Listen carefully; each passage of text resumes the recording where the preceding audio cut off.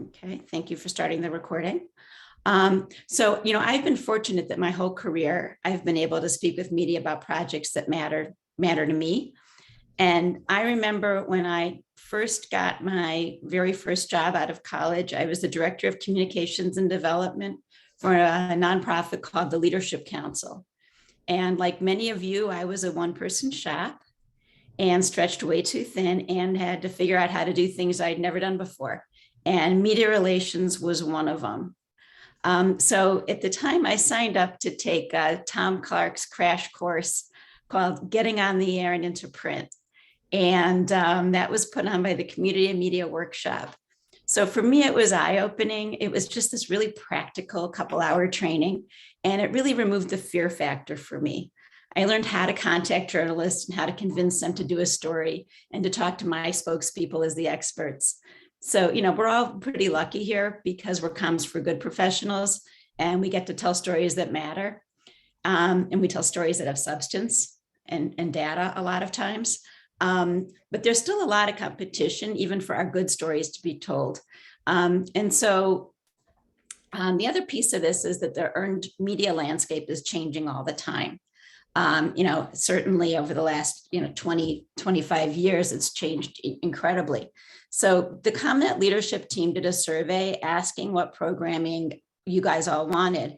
And the number one requested learning was how to get earned media. So I remember my experience with Community Media Workshop, and I contacted Jhmira Alexandra. She's the current executive director of the same organization. They rebranded as Public Narrative a few years ago. And Jhmira and I collaborated to put together this program today. And it really recreates like a mini version of that getting on the air and into print training that I experienced so many years ago.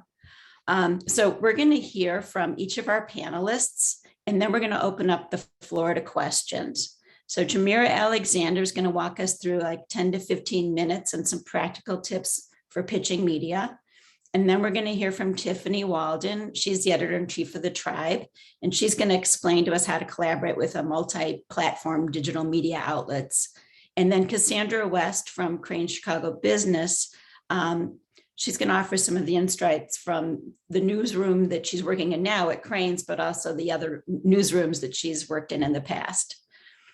So our first speaker is Jhmira, President and Executive Director of Public Narrative. Jhmira is committed to improving community health and well-being through media and civic engagement. Under her leadership, Public Narrative uses storytelling to implement narrative change strategies, addressing harmful narratives related to public safety, health, and education. Jhmira is an adjunct lecturer at Medill School of Journalism and a board president of the Journalism of Women Symposium. Jhmira? Thanks, Jennifer. Thank you, Tiffany and Cassandra, for being here today. I'm really excited about this workshop in particular.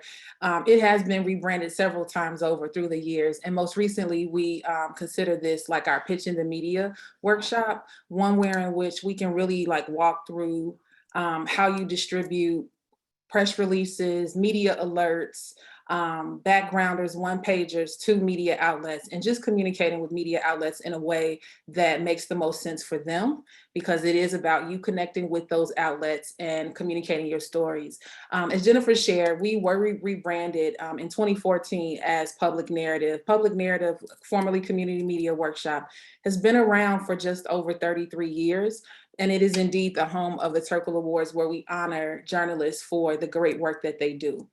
In connecting with a journalist, however, in looking at your press distribution, you want to create, of course, a media list and identify, those media outlets who cover the types of stories for the audiences that you serve. So you have to find that match and find that connection. It can be ideal to say that you want to be published in the Tribune, or you want to be published in the Chicago Reader, or you want to, wherever it is that you want to be published. But you have to be mindful that some outlets may have a particular focus for a certain niche. and others in just seasonally, depending on the types of stories that they're looking for. You want to, you know, be mindful of that and what journalists you want to connect your stories with. And so there are two ways in which we're recommending that you can create your lists.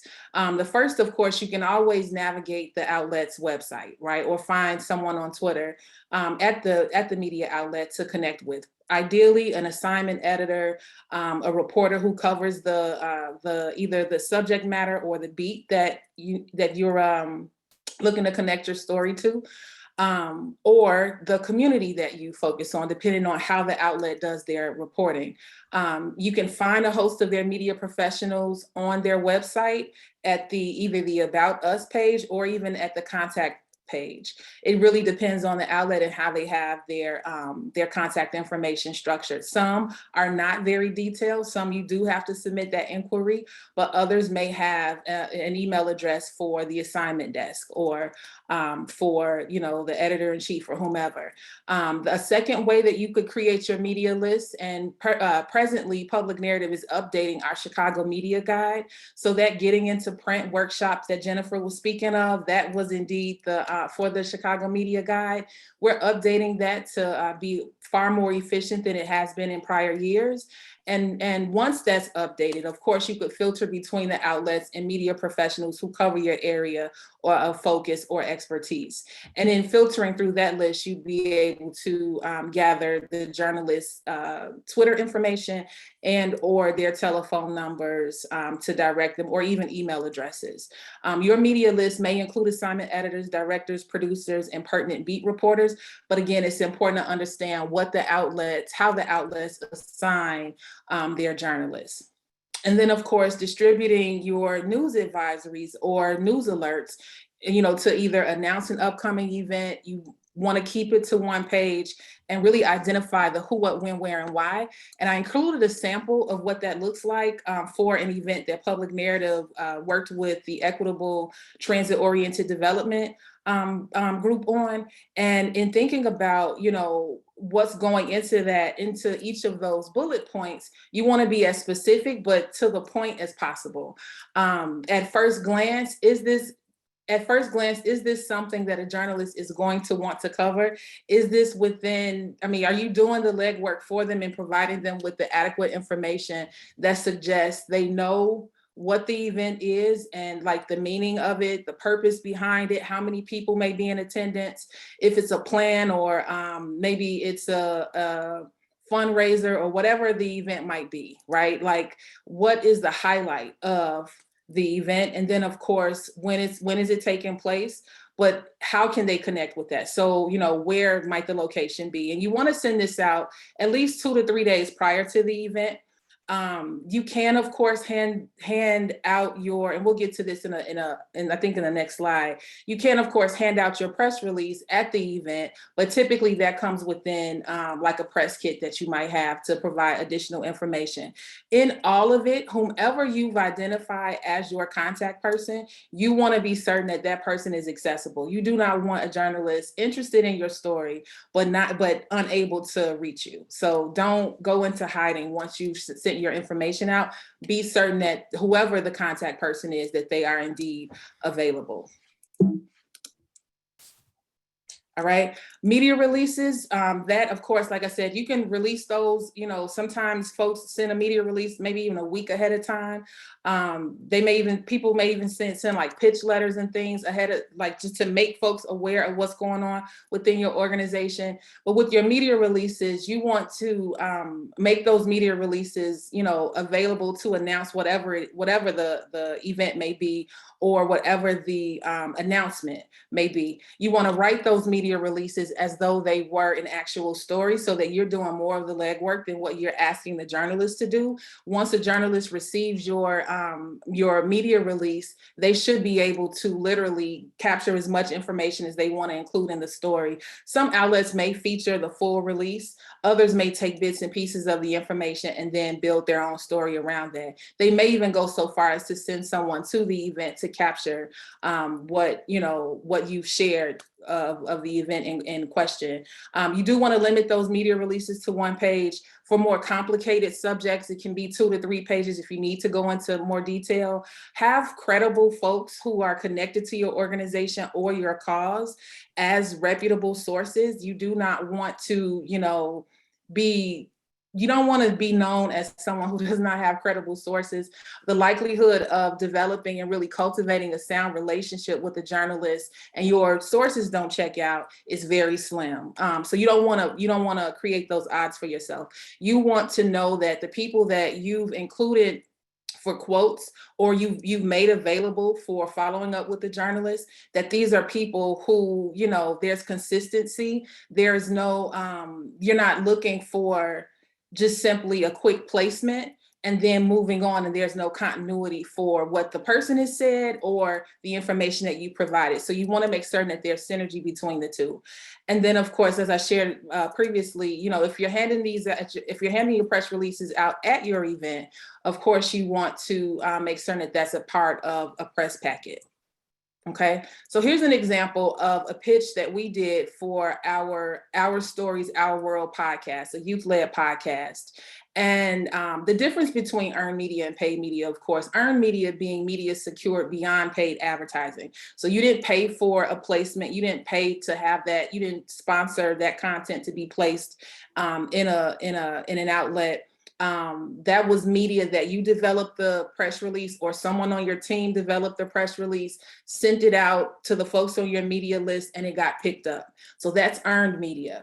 There are times when, you may not be expecting a call from someone, but because you've put yourself out there and folks are aware of what you do, there are times where you may get a call for an interview or, to be featured in a piece that you didn't necessarily go after. But earned media simply being that you did not financially pay for. Paid media, of course, is media that's been secured through a paid placement or sponsorship. And there are some advantages and disadvantages to either. Earned media, there's a lot less, and this is just from our own experience at Public Narrative and experience that we've seen with clients of ours. There are, of course, advantages and disadvantages to either.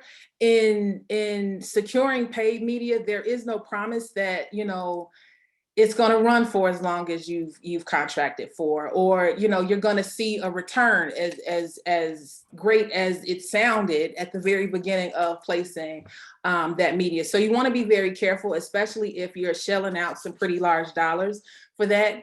You can spend as much as, if the budget allows for it. Organizations have spent as much as $20,000 for paid media and not gotten the return that they were expecting for those dollars.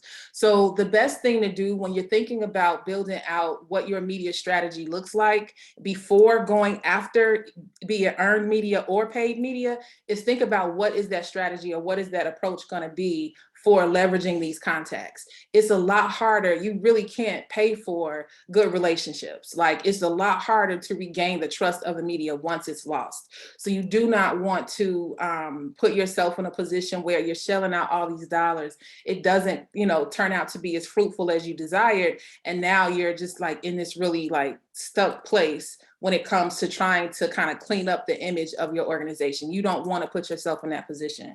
One of the things that we do at Public Narrative is we work with other marketing professionals to help tell our story. We help organizations tell their story. We work with folks to help us tell our story. And we do that because our business is working with the media. We don't want to manipulate those relationships. Trust with the media is huge, and we want to remain a reputable source for communications training and media literacy support. And so in doing so, we contract marketing professionals who do that on our behalf and make certain that there is some sort of layer between how we are leveraging the relationships we have with folks in the media. So you all will receive a copy of this deck once the training or today's lunch and learn is over, and you'll be able to go through and look to see the elements of the press release in addition to the final result. Okay, and then in preparing, from the poll, we saw that many of you are folks who, you wear many hats, you do some of everything for your teams, and that's not uncommon for nonprofits. In preparing to pitch and, in preparing to pitch and being a good source and really thinking about how you're preparing your spokespeople. Maybe you are the spokesperson, or maybe someone else on your team is a spokesperson.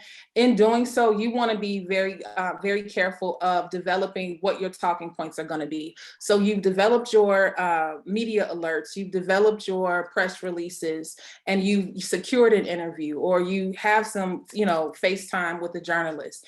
In any event, you want to have those talking points developed so that you stay on message and stay on brand according to what was in the press release or the media alert, and or according to however the branding is taking shape for the event that you're hosting. And so your talking points, of course, may reference impact on people's lives, or relevance and relatability and actionability, newsworthiness, a clear tie-in to current events or target audience priorities, novelty, new information, opportunity for exclusive release, visuals, any charts, graphics, photos, videos, etc., and representation, or that it being representative of target audience, and then quotes and contact information for stakeholders who want to be interviewed. So you want to include access to those folks who actually want to follow up on that information that was provided to the media outlet and or the journalist.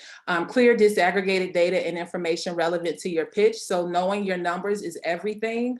That gives you, of course, validity, and you can, of course, can tell a story through the numbers that you share. Many of you in your at your nonprofits, you publish on social media all the time. So you're sending out annual reports, you're sending out information that suggests, how many people attended whatever membership recruitment fair or expo, or whatever the case, whatever the event is. Capturing those numbers is really important, and knowing your numbers is everything. Customization and context for specific outlets or the journalists in their audience. So having deeper details, not necessarily spewing all of those, being prepared to respond to the questions that the journalists have, because of course you're making available the content that you have to share. The journalist is framing it for their story. Okay, so at this time, before I hand it back to Jennifer, are there any questions or anything that we've covered so far?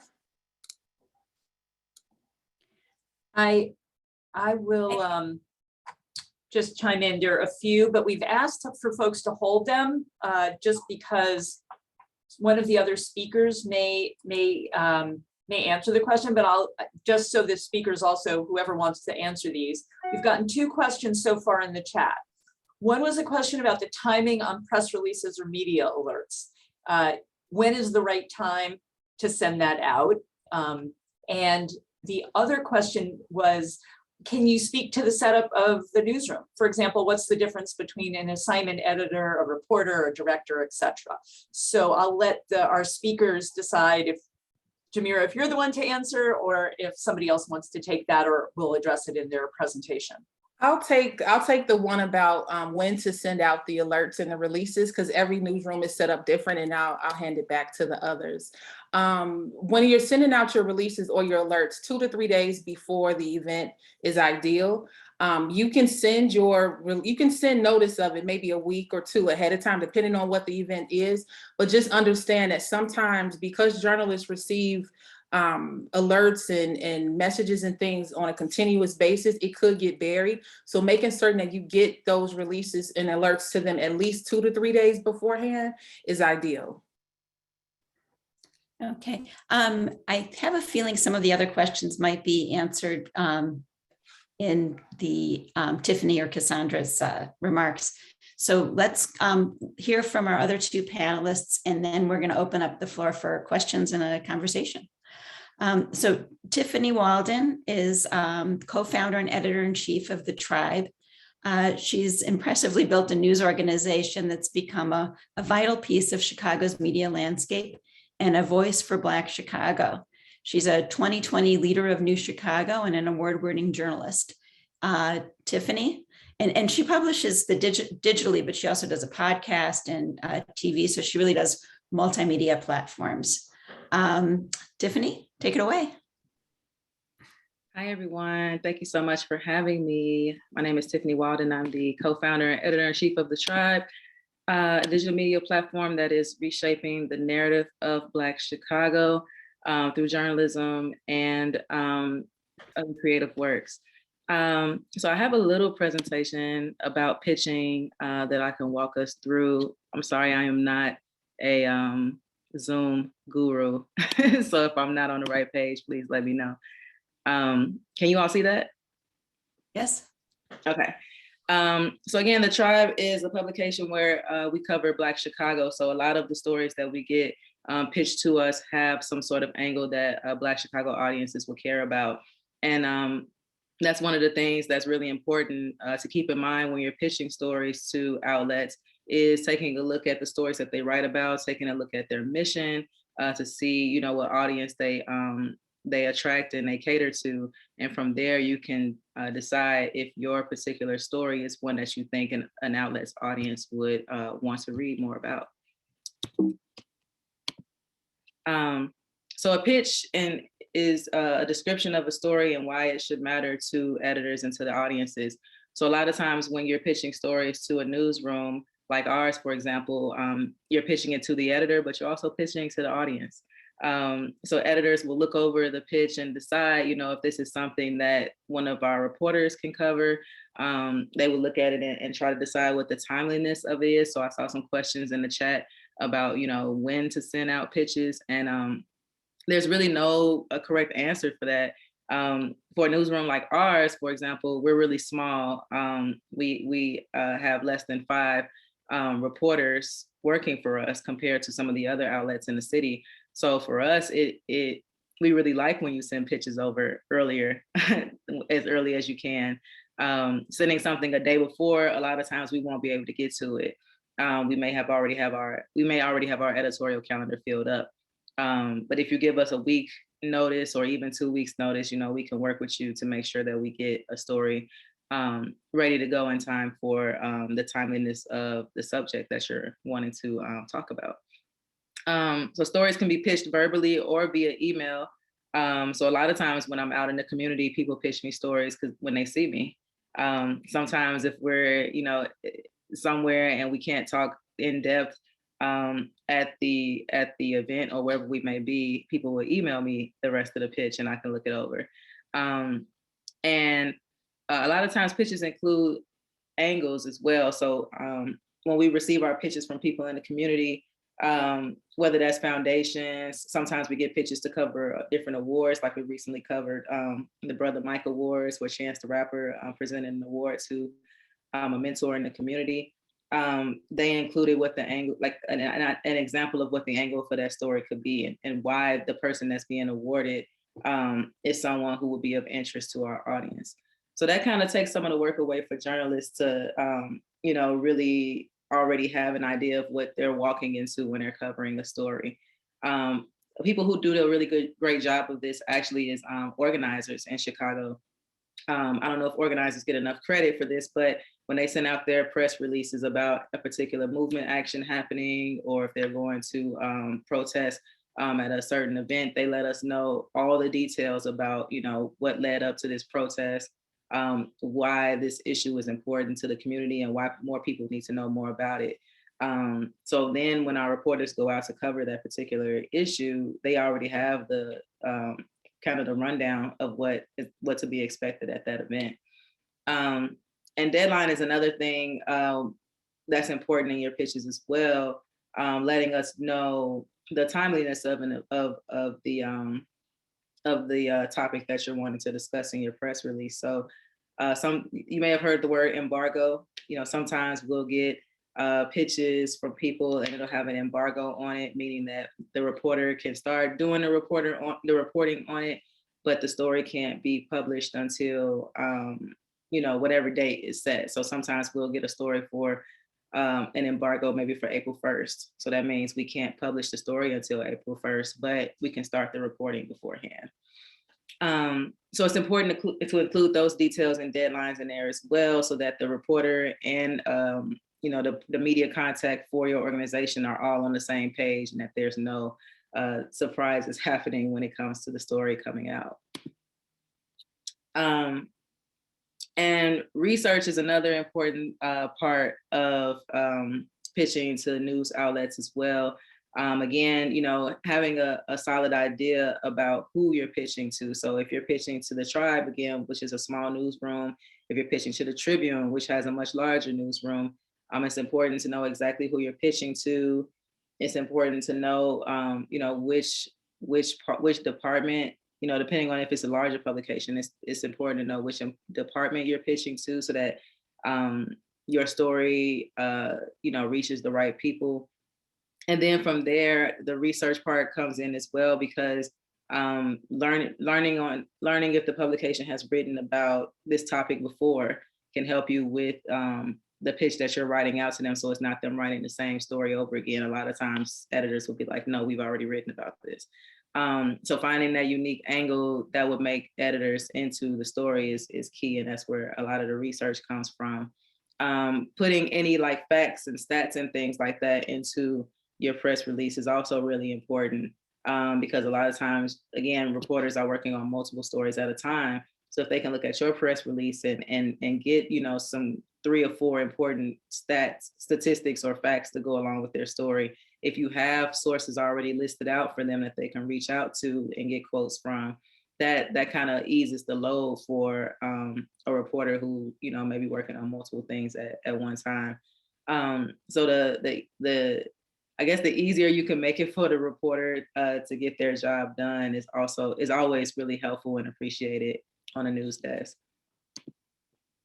And sometimes people go as far as to do some pre-interviews for their press releases too. Now this isn't like, it's just something I've seen. Everyone doesn't do this, but some organizations do send over press releases where they already have quotes from their client in there that journalists can use in the story. So sometimes, if it's something that's breaking news that we have to put up immediately, there'll already be quotes in the press release that we could just grab and plug and put into the story. We get this a lot with entertainment press releases, where if there's an actor or music artist or someone who wants to promote music or promote something that they're working on, a lot of times there'll be a quote in there already to give us either an idea of what they want to talk about, or again, if we're putting up a quick story, we'll already have a quote that we can put up into that story. So it's something to consider. I know on this side of the game, you're not thinking about interviewing people, but a lot of media relations folks do include those kind of pre-interview quotes in the press releases, and it's helpful when they do, if the journalist is running short on time. So that's the end of my presentation, and I'm here to answer any questions that you all have from there. Oh, thank you, Tiffany. Everybody has such interesting insights. Yeah, I think that being a credible spokesperson keeps coming through loud and clear. Don't fake it, right? So our next speaker, Cassandra West, is an assistant managing editor at Crain's Chicago Business. She oversees the monthly Forum and Equity series, and she began her professional life in banking and corporate communications before moving into writing and editing positions at the Kansas City Star and the Chicago Sun-Times and the Chicago Tribune. She's the former director of communications for the Chicago Foundation for Women and the Forest Preserve Foundation. So she's been in most of our shoes as well. And she's an adjunct lecturer at Medill School of Journalism. So Cassandra has, a wealth of experience, and would love to hear from you about your experience at Crain's, but also, working in multiple newsrooms. Okay. Well, I was going to start with talking a little bit about what Crain's does and covers, because judging from a lot of the pitches that I get, I don't think many people really realize what Crain's is, what its niche is. So Crain's mission is to break news. And I'm taking some of this from our newsroom handbook. And this is a quote that I think is just worth sharing with you. People often ask, what is news? News is what somebody wants you to want. News is what somebody does not want you to print. All the rest is advertising. So a lot of people just think anything is news, and obviously journalists push back at that. Not everything is newsworthy, and I do understand that smaller organizations who are trying to get the word out really have to compete with other organizations with a lot of resources, and so they sort of shape or pose everything as being newsworthy, but in our eyes, that's not always the case. So just a little bit more about Crain's. It delivers what we think our readers value, and that's smart perspective, entertaining features like 40 under 40, best places to work. We also offer sharp opinions and personality profiles, informative events. We have a weekly column on arts and culture, so there's a chance for events to get covered, although the main focus, we cater to a business audience. So yes, we go through a daily thicket of press releases. Mostly those that I get come to me through email. And then we wade through, people's complaints and critiques of everything. We listen to, well, not so much now, but when I used to work at the Tribune, people would pick up the phone and call us. But people use other means now to reach journalists. Email is perhaps the main one, but also texting if they have our numbers, and Twitter is another way to reach us. What Crain's covers, and this is really important for people to understand, because Crain's is more of it's not a general publication, although we do cover a wide range of topics, and I can understand why people think we would cover just about anything. But our main areas are commercial and residential real estate, philanthropy, higher education. We even have a reporter who covers the cannabis industry, city and state government, healthcare, corporate news, restaurants, manufacturing, retail, technology, marketing, and media and finance. I am the editor of two sections that appear monthly in our print and online publications, and that's the Forum and Equity. The Forum takes a deep dive into more policy issues. For last month, we did infrastructure, looking at how the Biden infrastructure bill is going to impact Chicago. We've looked at ESG and healthcare, education, just a wide range of topics in that broad swath of policy topics. And equity, which also comes out monthly, we look at through the lens of diversity, equity, and inclusion, what it takes for communities that have been disinvested and are not or that are need to generate and build generational wealth, how what is happening across the spectrum in the Chicago area, and to bring about more equality or equity and in wealth and just policy decision making. We also do publish op-eds, and I say think about op-eds as another way to get information about your organization out. It's not always a story that a reporter can assign, but your organizations may have definitely information and insight and expertise on topics that are newsworthy, and submitting an op-ed to one of our editors is another way for you, especially if you're a small organization, that you have a topic that you think is newsworthy or topical.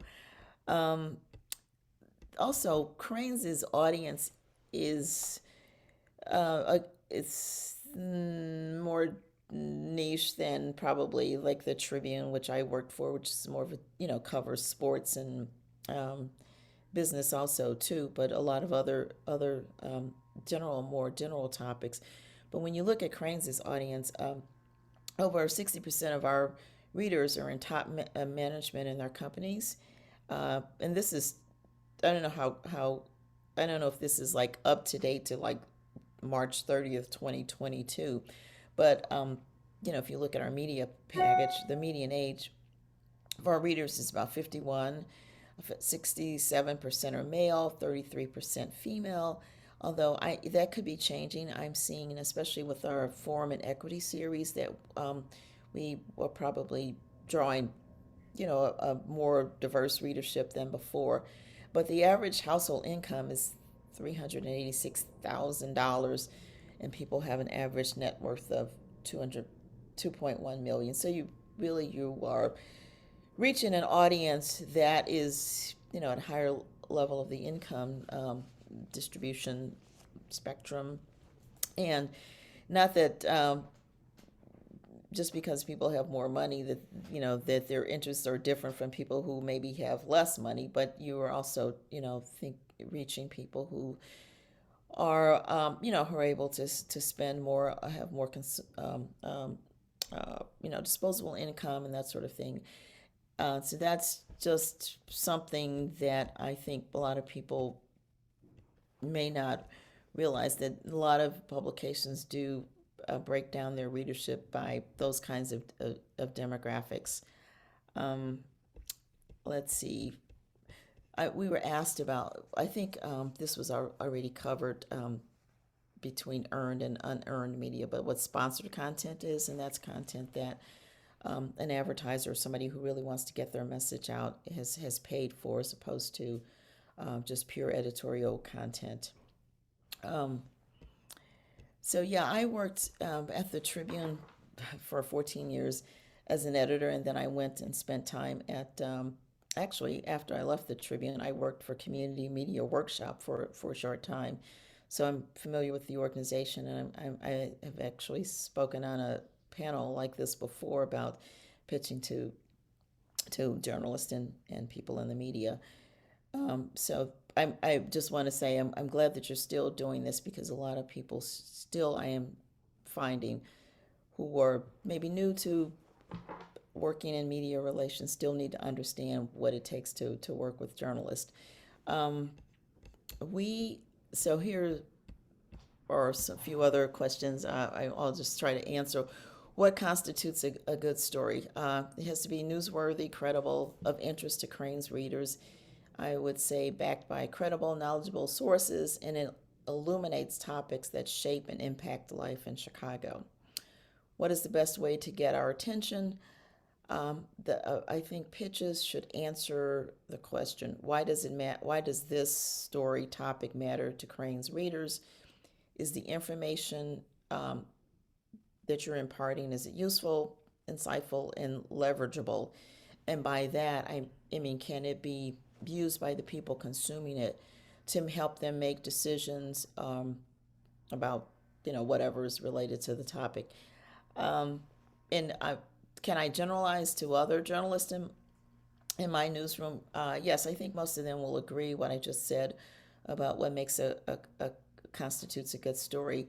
Just yesterday, I shared with a colleague a pitch that was somewhat related to his beat, but I already knew when I sent it to him that he probably wouldn't be interested in it, and he replied sort of in a funny way. But yeah, we often get pitches from people who don't really understand what we cover, and I get the sense that either they're not regular readers, or they really haven't done their homework, they really haven't spent any time looking over the kind of coverage that we offer, whether in print or on the website. So I highly encourage people to spend time familiarizing themselves with the kinds of stories that we typically pitch. And when I say typical, I don't mean that every story is going to be like a story we've done in the past. Sometimes a pitch will come to us, or a story idea will be presented that's maybe not quite what we do, but if it's interesting enough, we may take a chance on it. In my experience, I have written stories and gotten feedback on it, and then somebody will pitch me the same idea as though I'm going to write the same story, but just with them as the source. So that's really not what happens. Journalism is such a fluid business, and we're always wanting to be fresh and topical, not stale, not going back to repeat something that we've done before. So we're looking for new and fresh angles. And if somebody asks me, like, what is a new and fresh angle, I can't really say like right off the top of my head, but we know it when we see it. What do I look for in a pitch? Well, that it gets to the point and that it understands who is the Crain's audience. What turns me off, or not just myself, but other journalists. I think something that's fluffy, has a lot of puff, that's cutesy, or irrelevant to the topics we cover.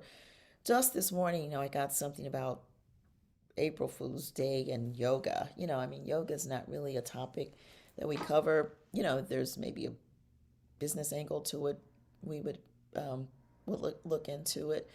But this pitch was really off-putting. So I'm trying not to share any names from some of these pitches. But yeah, that was one that was just like, well, should I hit the delete button or should I take a couple seconds to say we're really not interested? And I can't tell you how many times a day or a week I get pitches where I'm just it's just not is in my coverage area. I mean, it's just a kind of a waste of time to even consider thinking about it. What's newsworthy and what's not? Well, a pitch that advances knowledge on a topic that we cover, that breaks news. As I said, breaking news is Crain's mission. A pitch that arms our readers with useful information. Those are some of the questions that I was asked here to answer. I'm sure there will be others. Happy to entertain and hear what other people want to know. Thank you. Thank you, Cassandra. Very illuminating. And now the chat is getting filled with questions. I think one of the questions early on, which, Jhmira covered a little bit in her presentation, but, I think sometimes people aren't clear how a newsroom is organized. Like, when do you send a pitch to an assignment editor or to a daily news editor or the feature editor? What are those different titles and how are they organized in a newsroom and who do you send what to? I don't know who wants to take that. Well, I'll start. So when I worked at the Tribune, we had, it was a bigger newsroom and they had a lot of different layers of editors and that sort of thing. Crain's is smaller, and as I said, we're a business publication, so we don't really have assignment editors. I'm one of 3 or 4 assistant managing editors, and we have an editor, publisher, and senior reporters and other general assignment reporters and reporters who cover specific beats. Mhm. And that's when I said to familiarize yourself with the outlet or the news outlet, knowing who covers what, so you can go directly to a reporter. But you don't want to pitch a story about the opera to somebody who covers manufacturing. Of So course not. who covers what. In my case, I'm largely responsible for two monthly sections, the Forum and Equity. But people do, I'm sure they go to the website and they see my name, assistant managing editor, and they'll just send me a pitch. Many times they are not ones that I am interested in following up on. So being familiar with who covers what. Now, So, can I just interrupt you? I want to ask if Jhmira can address this because there's still our managing assignment editors and planning desks for broadcast, radio and TV news. So Jhmira, can you kind of illuminate a little bit on some of the other kind of breaking news and news desk structures? Sure. So, and you want to know specifically like what to pitch, who and when, right?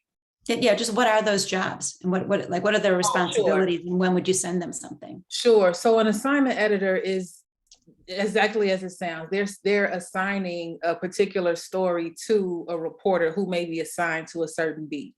So like if there's an education related story, let's say a local school council has a story, they're having an expo or an event or something, and it comes across the assignment editor's desk, they're going to assign it then to one of the education editors. And this is where I'm like, I'm sharing how it's specific to how the outlets assign. Because I mean, if you're familiar with Block Club Chicago, their journalists are assigned according to community, and their journalists write according to community. So you want to know specifically how that outlet is structured to understand. And then also there can be quite a bit of turnover from time to time, depending on who the outlet is. And you don't want for your stories to get lost. So if you're connecting with the editor-in-chief, they may assign it to someone, or in some cases they may take it up themselves. It just kind of depends on what's going on in-house. But as Cassandra said, like being mindful of and Tiffany even touched on this, being mindful of the types of stories that they pick up. You want to know exactly. I think I was looking at Crain's website. You all have email addresses for who to specifically send the types of pitches that folks would send to an outlet. So television, of course, has assignment editors. Your digital publishing, your print media, they have editors-in-chiefs. Not very many, I don't think, have assignment editors necessarily, but you definitely want to see who's reporting on those stories. So if you're looking for, a health or fitness type story to be published in an outlet, you could connect with a journalist at the Chicago Sun-Times by the name of Sandra Guy. So just paying close attention to who covers what. There are some journalists who write columns, and their columns are specific to either social justice or community issues. Being mindful of where folks are placed will help you get your stories published a little quicker. Okay, well, thank you. I'm getting a lot of excellent questions here. One is it good to send video and photos along with press releases, instead of just the quotes in the press releases, but videos and photos and other kinds of media? That might be more of a Tiffany question, since you publish digitally like that. Sure. So it depends on what the story is. But for example, yesterday, we've been for the last 2 years covering a story about a young teenage girl in Roseland who the Chicago police Chicago police SUV ran her over. They rolled over her backwards during the 2020 uprisings, and she suffered lifelong injuries from that. And so in that case, our source for that particular story reached out to us and provided us with video, and told us, these are the updates that we have in the case. These are the materials that we have that can help you in your reporting. And they provided us all of that so that, we can go on the back end and ask questions to the Chicago Police Department, ask questions to COPA, ask questions to these other people, and then, work on the story and get close and put the story out. So it kind of depends on, what it is that you're pitching to an outlet. And in those cases, videos are really helpful. Is audio helpful too, or just video? It depends on what it is. If it's a fluffy piece, audio really doesn't matter to us. I don't know how audio can assist that. If it's like Cassandra mentioned, if it's a story about yoga, I don't know, in what ways audio would help us there. But sometimes there are situations where a person sends over some audio of a meeting that they heard, or audio of something that they just happen to capture, and it helps us with our reporting. So it very much depends on what the situation is and what the story is, and whether the video or audio is going to assist with our reporting and help us further our reporting on the story. Okay, I've got a ton of questions here, and we don't have a whole lot more time. So I'm going to ask our panelists to keep your answers succinct so we can try to get through as many as we can. So this is a question: should we send the pitch to more than one person at an outlet? I think that's okay if you CC everybody so everybody knows that they're getting it. I don't have a problem with that. But don't send it one off to everybody. So if they don't know that they're all getting it, what's the downside of that? Well, I think people who maybe, you know, some stories can cover different beat areas, and so if people in the newsroom know that their colleague has gotten it, they can at least coordinate if they want to you know, pitch it, or I'm sorry, cover it. Yeah. Question, do you have guidance on doing pre-interviews or preparing quotes?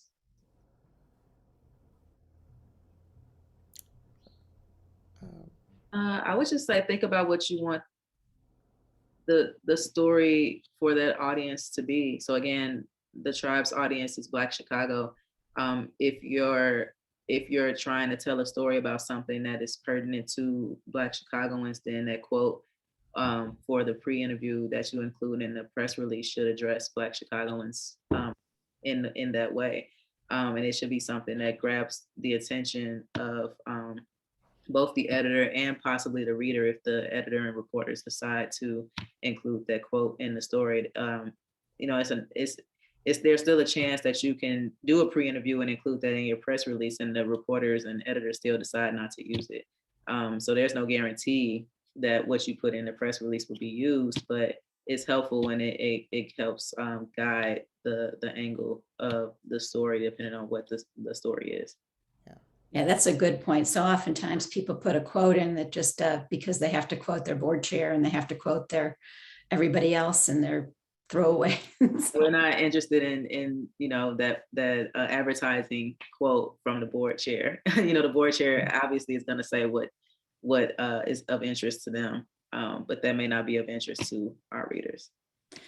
So here's a quick one. Okay to send an op-ed cold, or better to talk to the editor first? Yeah, I would say better to talk to us first. I mean, you could send a pitch. You know, I mean, if you really want to invest the time in writing the full thing, go ahead. And we do get a lot of op-eds just are already ready or written, but you know, Are they more likely to be run if you get the pitch first and you agree to it? well, we have a limited ability to run every op-ed, and you know, if it's something that's topical, that's in the news, um, then there's more chance of running it. But you know, again, know what we've been running. You know, make sure you've been reading recently to see, maybe search the site to see what other op-eds have been written on that. We're not going to just, you know, run every op-ed on a particular topic just because somebody has an opinion on it. Like in everything, the space is very competitive. So here's a question. The question is there an opportunity for us to introduce you to a thought leader at our organization who's an expert in the type of topics you cover? So back in the day, we used to call those editorial desk siders, and we'd bring the expert over. Like, is that done anymore? Do people do that? Well, again, time is limited, but one of my responsibilities, especially for the Forum and Equity, I'm always looking for good op-eds. So I spend a lot of time inviting people. So I spend a lot of time trying to find out who out there is going to deliver, you know, a well-written op-ed on a topic. So if I know somebody who's conversant or, you know, an expert on a topic, that helps. So yeah, feel free to introduce me to people who, you know, are thought leaders, experts, or knowledgeable on a topic. And just to add to that too, we get a lot of those emails as well, and I may not respond to them, but sometimes later on, if we're working on a project, I'll search through my email and say, like, I'm like, you know, whatever the topic is, whether that's social justice, I'll type in social justice, and then I'll see those emails of this thought leader or this expert, this, that, and then that helps us, you know, with that project at that point. But so if you don't always get a response immediately like you're looking for, you may get one later on when another story or project comes along. Well, that kind of like leads into something I haven't heard today, but let's talk a minute about relationships and building relationships with different reporters and different media, and how important is that? So go ahead, Cassandra. No, I was just quickly will say it is important. I mean, that's one way for journalists sort of live in the ivory tower. I wish that more of us could get out and spend more time actually meeting people and knowing who's out there. So I think it's, you know, again, it's a time factor, But I'd love to have coffee sometimes with people or just some sort of quick Zoom to know who you are. Okay, so we're at the top of the hour. I have a few more questions here. I think what we can do is maybe we'll send out we'll make the recording from this available, and I can take down these last questions and maybe send them out to you guys so you can answer them, and we can send that out to everybody who's on the call. I want to thank everybody for making the time to come to this today, and to our panelists. These are excellent presentations. I've learned a ton. I hope everybody else has too. To Sasha, do you want to say something about ComNet? Yeah, thank you again, everyone, for being here. And the next ComNet annual conference will be in Seattle from October 12th to the 14th. So registration is still open for that. And I can kind of stay tuned to any future programming and events that the Chicago chapter will be doing this year. Right. So if you're not on our mailing list, go to ComNet Chicago, and you can sign up for our mailing list there, and then you'll get invited to these kinds of presentations. But thank you very much. ComNet's a great organization. It's, all people who do comms for good across nonprofit foundations and consultants who work in this space. So it's a great community of peers. And again, I want to thank our journalists and Jhmira Public Narrative. If you want more training, if you want to train your spokespeople and invest a little bit in that, I encourage you to contact Jhmira Public Narrative. They have great programs to help both journalists become better journalists, but also nonprofit communicators do a better job of getting your message out there. So thank you, everybody, and have a great rest of your day.